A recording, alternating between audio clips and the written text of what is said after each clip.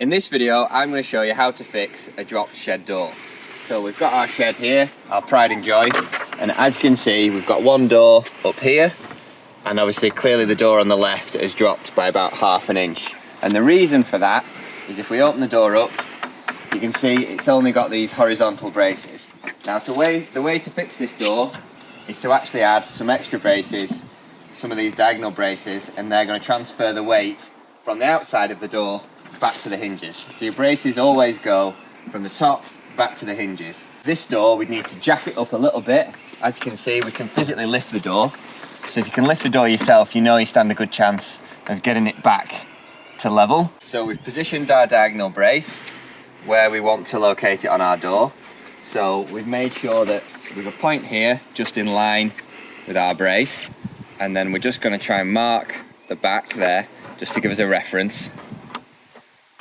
And we're not going to mark this bottom side just yet.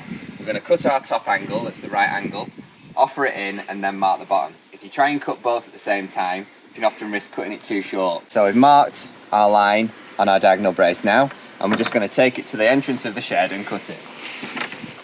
You can do this with either a handsaw or a circular saw. It doesn't really matter which, but for speed, I'm going to show you how to do it with a circular saw.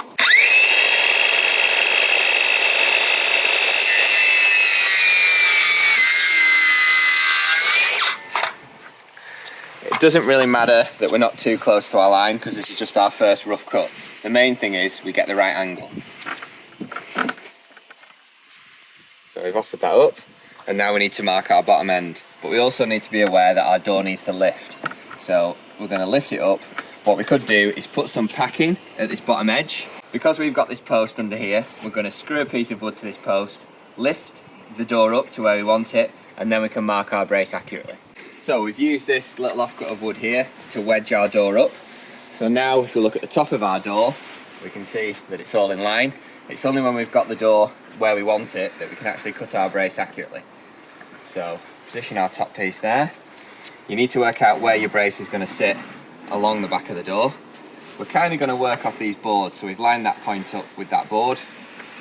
We're sort of an inch away there, sort of an inch away there, and we're going to repeat the same procedure and mark the angle on the back. Now we're going to cut our second angle. This time we're going to use a handsaw.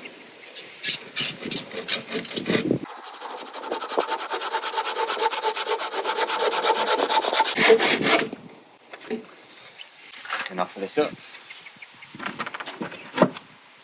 As you can see, got our brace on there. Position it where it was positioned last time. And then all we need to do is screw through from the front side of our shed door into our brace, and that should hold everything securely.